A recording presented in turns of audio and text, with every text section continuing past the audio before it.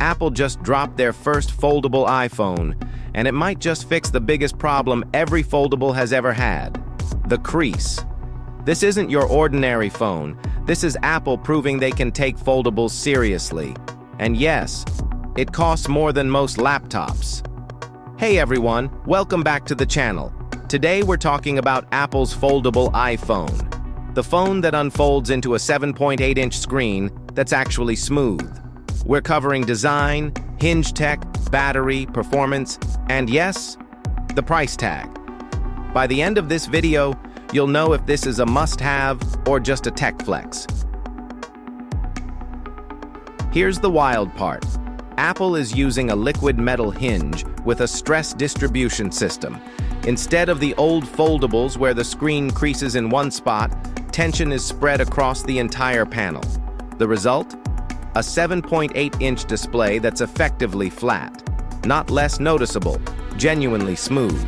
You can unfold it, scroll, play games, watch videos. It feels like a normal tablet in your hand. And when folded, it's ultra-thin, measuring just 4.8 millimeters, thinner than most regular smartphones right now. That's insane.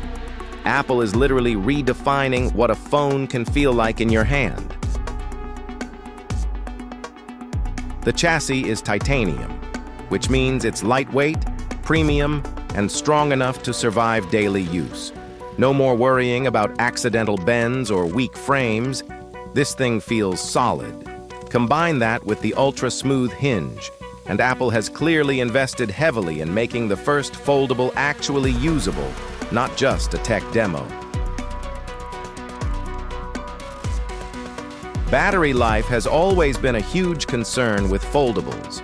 Apple fixed that by giving it around 5,000 milliampere hours, the largest ever in an iPhone. Without this, a 7.8-inch foldable screen would die in a few hours, but now it can last a full day of heavy use. Apple is also ditching Qualcomm for their own C2 modem, which is expected to optimize connectivity and power efficiency. Combine that with Apple's custom chips, and you're looking at laptop-level performance in a phone. Here's the reality. This phone isn't cheap. Prices are rumored to be around $2,000 to $2,500, making it the most expensive iPhone ever. Repairs won't be cheap either. But here's the thing. Apple doesn't care if this is a mass-market device. This is a hardware flex, aimed at early adopters who want the most advanced iPhone possible, regardless of price. Think of it as Apple proving the concept, showing competitors they can make a foldable that actually works. So what is it actually like to use? Folded, you get a compact, high-end iPhone that fits in your pocket. Unfolded, you suddenly have a tablet-sized screen for watching movies, gaming, or multitasking. The hinge is smooth enough that flipping it open feels satisfying, not awkward. For creative users, gamers, or anyone who loves cutting-edge tech, this is basically a pocket-sized workstation. But for everyone else, it's a luxury gadget you can admire, but maybe not justify buying.